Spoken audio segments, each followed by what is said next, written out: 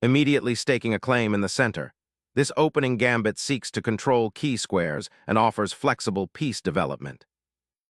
Knight heads out, preparing to contest central space and potentially transpose into familiar Sicilian or King's Indian structures. Developing the knight here initiates pressure on black's central pawn structure. Developing the bishop to the long diagonal prepares fianchetto, aiming to control the center from afar. Securing the center and opening lines for pieces, this advance prepares for a dynamic middle game. Solidifying the pawn chain, preparing for a fianchetto, and challenging central space simultaneously. Solidifying the center with d4 builds a powerful pawn chain, aiming to control vital squares and restrict black's development. Developing the bishop to this diagonal immediately challenges white's central pawn structure and prepares for castling, harmonizing piece activity. Solidifying the center and preparing a kingside pawn storm, though potentially weakening the light squares. Safeguarding the monarch is the immediate priority, allowing for future central pawn advances and piece development. Developing the bishop here enhances white's kingside presence and prepares potential central expansion, subtly restricting black's knight. Challenging white's central pawn structure opens up tactical possibilities and aims to seize initiative. Solidifying central control, this advance creates a pawn chain, restricting black's pieces and preparing for a queenside expansion. Challenging the center's established pawn structure, this advance aims to unlock queenside counterplay while potentially weakening the d6 pawn. Developing the knight to e2 prepares for a potential kingside pawn storm while maintaining king safety. Shattering the central pawn chain, black opens crucial lines for his pieces and seeks active counterplay. Opening the c-file now allows for direct pressure on black's queenside and prepares potential pawn breaks for white's central advantage. This pawn advance prepares to challenge white's queenside space advantage and potentially open lines for the bishop. Launching a flank pawn storm to destabilize black's kingside, though it opens lines prematurely for counterplay. Unsettling the knight from its active central square invites white's pawns to surge forward on the kingside, potentially creating weaknesses. Unleashing a pawn storm to seize the initiative, white aims to crush black's kingside defenses. Lunging forward with f5 aggressively challenges white's central pawn chain, aiming to unlock complications and gain queenside space. Unleashing the f-file demands careful calculation, as the pawn chain's integrity is compromised. Opening the f-file aggressively sacrifices pawn structure for potential piece activity. Cracking open the kingside allows white to activate their pieces, potentially exposing black's castled monarch to immediate danger. Unleashing the bishop opens up a diagonal, creating dynamic counterplay and threatening white's compromised kingside structure. Repositioning the bishop to f2 offers better diagonal control and prepares to contest the open kingside files. Reclaiming central space and preparing for knight maneuvering offers a solid defensive stance. Centralizing the knight after the pawn exchange dramatically enhances its influence, poised to dominate the d6 and f6 squares. Unleashing the bishop on an open diagonal offers immediate attacking chances, though it does expose the kingside somewhat.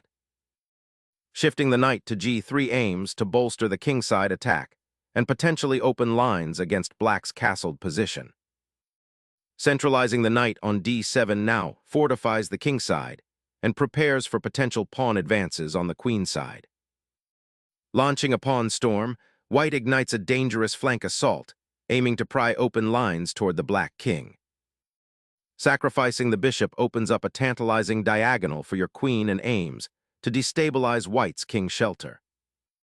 Securing the center with the knight reshapes the kingside pawn structure and pressures black's weakened light squares.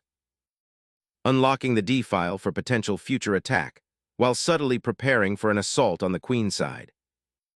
Aimed at the kingside weakness, this queen sortie prepares to pierce the queenside pawn chain's armor. Exploring the open kingside, black's bishop now eyes dangerous diagonals, hinting at potential tactical fireworks. Shifting the king to safety across the board opens a powerful avenue for counterplay and centralizing pressure. Trading the bishop opens lines and brings your knight closer to attacking the weakened kingside. Reclaiming the queen on this open diagonal ushers in a period of intense maneuvering, seeking to exploit the exposed black king. Activating the queen to contest the d-file and threaten central squares offers active counterplay amidst the kingside skirmish. Simplifying the position, white initiates an endgame by exchanging queens, aiming to exploit black's uncastled king and potential weaknesses on the kingside. Simplifying the position, black aims to exploit the open central files and pressure white's slightly exposed king. Unifying pieces towards the kingside offers a subtle attacking platform. Bringing the rook to the open file aims to contest control and prepare for potential exchanges.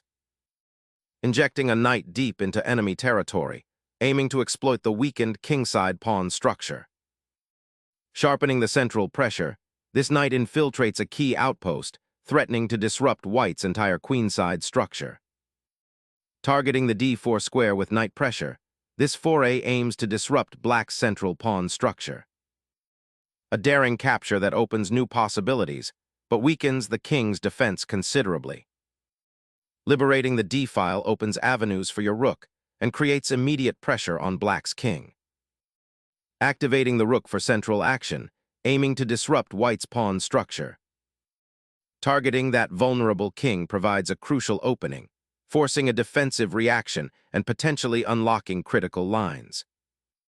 Relocating the king to the f-file aims to escape the open files and prepare for potential pawn pushes, though it leaves the kingside somewhat exposed.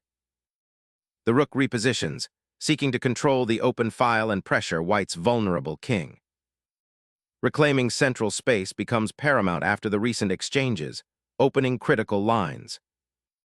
Repositioning the rook to the open d-file intensifies pressure on black's weakened kingside structure. Consolidating pieces around the open d-file becomes paramount now. Sacrificing the rook opens a critical diagonal, creating immediate mating threats against the exposed king.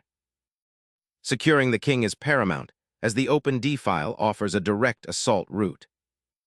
Seizing control of the open file with the rook immediately creates pressure on black's vulnerable pawns. The king abandons its sanctuary, venturing into a treacherous open landscape, potentially inviting swift retribution.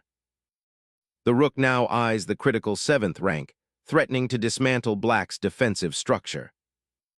Conceding the open file now, black allows white's rook to penetrate deep into their territory. Capturing the rook opens up the e-file, promising an early advantage in the endgame. Repositioning the rook to the only open file offers essential support for the eventual pawn push, creating counterplay. Instilling dominance on the 7th rank, with the rook forces a decisive structural concession. This pawn advance finally offers some breathing room on the kingside, but sacrifices structural integrity for it. Unleashing the rook to disrupt black's pawn structure, forcing the king into a precarious position.